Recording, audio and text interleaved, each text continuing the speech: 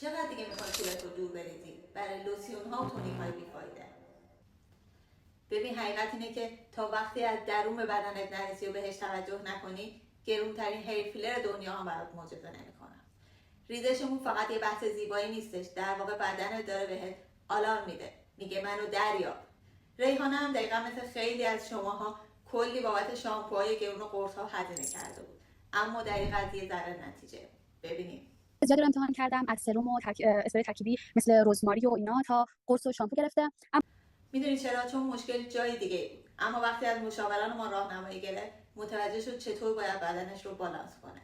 نتیجه رو ببینید. الان ریشمون واقعا کامل قطع شده و حتی وقتی که شونه میکنم یه تار دو تار بریزه و خون ناخون‌هام اونقدر محکم نبودن، ولی باز به کمک کرد محکم‌تر و سفت‌تر شد و حتی به رشدش هم کمک کردش و پوستم هم شاداب‌تر و سرحال‌تر شده. اگه تو هم خسته شدی و دنبال یه راه حل واقعی میگردی نه موقت، همین الان کلمه ریزش مو رو برام دایرکت کن.